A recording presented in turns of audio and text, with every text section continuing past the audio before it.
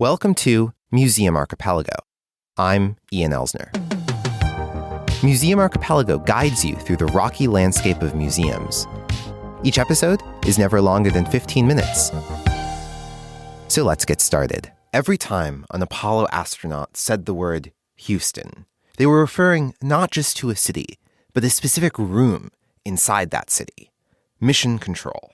In that room, NASA engineers, average age 26, answered radio calls from the darkness of space. Sitting in front of rows of green consoles, cigarettes and cigars in hand, they guided humans to the moon and back, channeling the efforts of the thousands and thousands of people who worked on that program through one room. I realized the value of this room to American history and to the world history. It's one of the most significant places on Earth. But up until a few years ago, that room was kind of a mess. It was open to anyone who could get into the building. You could actually go into that room. You could sit at the chairs. You could dial the phones, press the buttons. They would have the co-ops come in their first day, and they could have coffee and breakfast at the consoles. The Department of Defense used to have their retirement celebrations in there. So it was looking pretty ragged when we first started restoring it. This is Sandra Tetley, Historic Preservation Officer at the Johnson Space Center. Hi, my name is Sandra Tetley. I am the Historic Preservation Officer and Real Property Officer at the NASA Johnson Space Center in Houston, Texas. Tetley and her team at the Johnson Space Center, or JSC, just completed a restoration of the Apollo Mission Control Center, also known as MOCR2, or, because space programs are built on acronyms, simply MOCR. So putting aside the room being used for retirement parties and breakfasts, the real challenge of the restoration was simply the fact that history keeps going. MOCR2 served as mission control before and after the Apollo missions to the moon. So it started out with Gemini.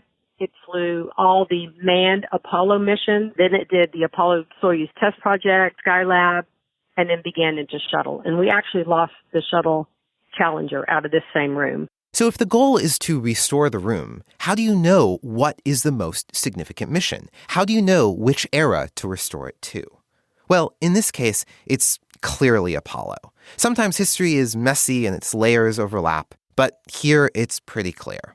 And this is a widely held view. In 1985, the room became a National Historic Landmark, or NHL, specifically because of its role in Apollo. So the building is a National Historic Landmark based on the Man in Space survey, which was a survey done of all the NASA centers.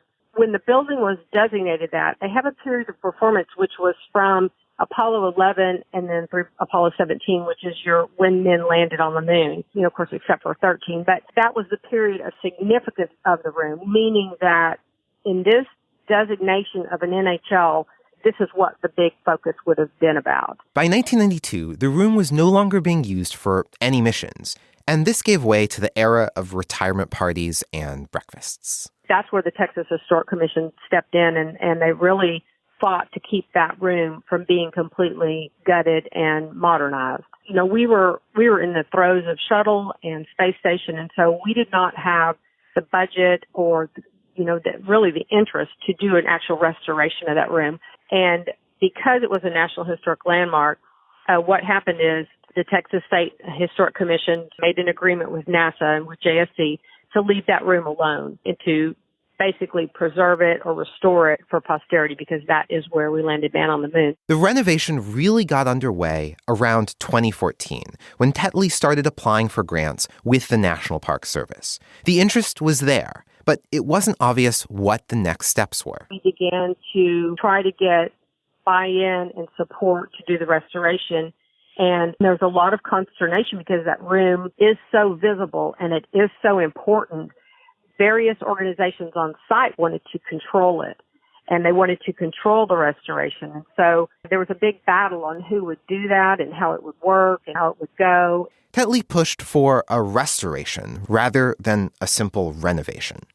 Kranz, who served as chief flight director of the Apollo missions, decided to leverage the upcoming 50th anniversary of Apollo 11 to get it done right. Only after Mr. Kranz wrote what I call his nuclear letter and got an article in the newspaper, the Houston Chronicle, and he wrote the Park Service, the Advisory Council, both our senator, the NASA administrator, everyone got a letter saying, it is time to restore this room. You're running out of time. It needs to be ready for the 50th anniversary. And that finally got everybody kind of on, off dead center to get going. That's when the restoration really started to take shape. During the missions, the room featured a visitors gallery behind it. The idea was that media and family could watch what was going on without disturbing the engineers on the floor. Since they were making life and death decisions, the engineers couldn't be interrupted. Today, that same visitors gallery serves the same purpose, to keep visitors off the floor. And that was one of the biggest battles that we had, was to begin to lock it down and prevent people from going to the consoles and going into the room. And that continues to be our biggest battle, is to keep a limited number of people off the floor of the MOCR. This is not a unique problem to human heritage on Earth. And once we create a museum at the Apollo 11 landing site on the moon, it won't be a unique problem to human heritage off of the Earth either. There's only so many people who can visit the cave before the cave paintings are ruined. Now that it's restored, the best vantage point is from the viewing room, because all the consoles are lit up and there's furnishings and documents and so forth all over the consoles. That's the best view, because no one goes into the console area at all except the retired flight controllers. The restored room looks exactly like it did in 1969. As visitors enter the gallery above, the room comes alive in a 14-minute experience that portrays 5 different parts of the Apollo 11 mission with historical accuracy. The descent and landing, the first step, the reading of the plaque on the lunar module, President Nixon calling the astronauts, and finally, the recovery after splashdown. The lights on the consoles, the projected graphs and maps, the buttons, and even the clocks change to display how they would have been at those exact moments. Space Center Houston, who's our visitor experience, wanted more of a Disney-esque type experience where you heard the chatter about the moon landing, but that you saw a computer-generated imagery on the screen of the LEM landing on the moon. And what our the restoration is that you try to make it be historically accurate, and that wasn't historically accurate. They never had any film or any imagery of them landing on the moon until they returned. So the only thing that was showing on the screen was data, whatever was showing from a console they would project up there. They showed the map where they were expected to land, the lunar map, and information like that they were making these decisions on. So we had to go through all the film that was ever filmed in Mission Control. We had to go through all that, and then we had to recreate every single thing that was on all 5 of the summary display screens and all the clocks, and then sync it all up to the actual audio. What I like about this approach is that it lets the drama of the historical events play out, because there was a lot of drama in the room itself. Having the real-time information come through maps and numbers and the astronauts' own voices, particularly as a decision maker, is an incredibly intense experience on its own. No fancy animation required. We wanted people to really understand what the flight controllers were doing and what decisions they were having to make. Or you hear backroom loops of people saying, we've got, another 1201 alarm. No, keep going, keep going. You're hearing these decisions and you can feel the stress and that what they're having to do. And then even when they land, you continue to hear, okay, we got to stay and no stay, and then they begin to make that. And so it's very intense. And that is what we want to portray people. We want them to understand that these men whose average age was 26 years old were having to make these real-time decisions based on these numbers. And if you look at the screens on the consoles, they're crazy. I don't know how anyone can make heads or tails out of them. And they're having to sit there and make these decisions for these men's lives. And, what will happen and what do I do and how do I do this? And they did it. And that's what we really want people to get in there and just go, oh my gosh, this is so cool. This is great. And I think it really comes across, very well. When you visit Independence Hall in Philadelphia, where the U.S. Constitution was signed, you see that the desks in the assembly room are staged with quill pens and spare parchment, as if the signers just had to step out for a moment in the middle of heated debate.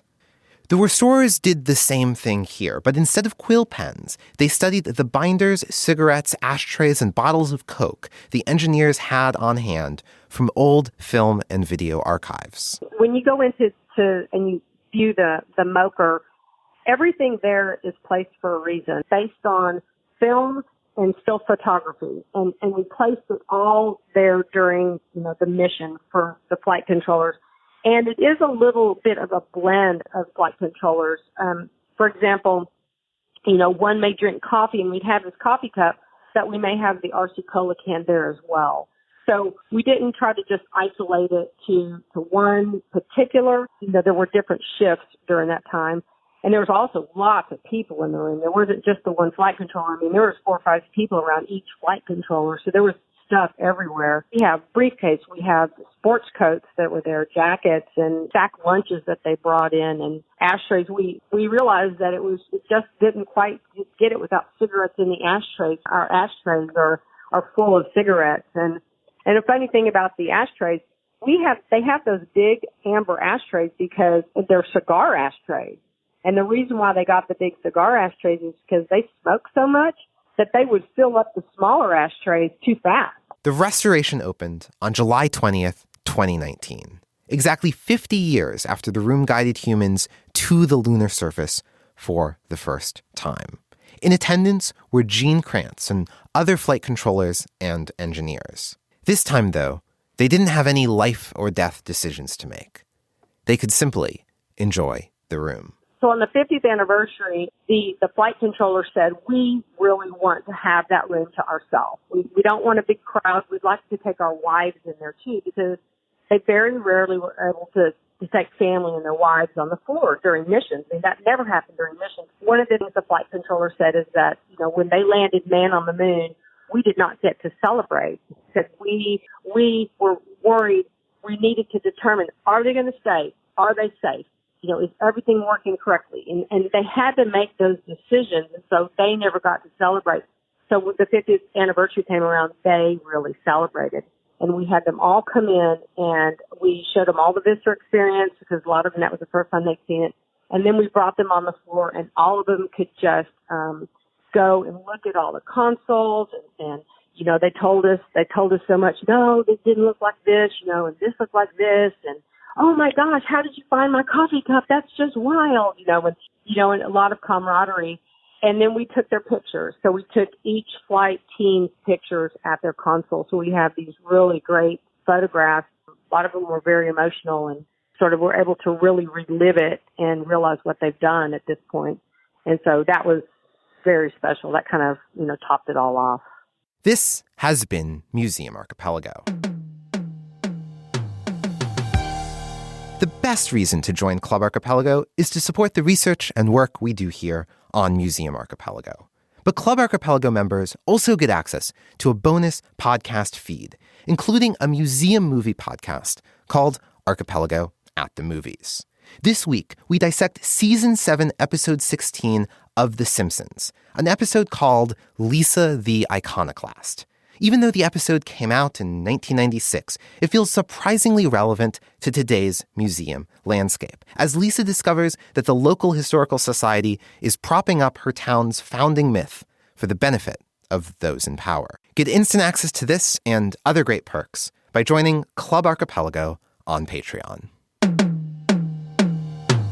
You'll find a full transcript of this episode, as well as show notes and links, at museumarchipelago.com.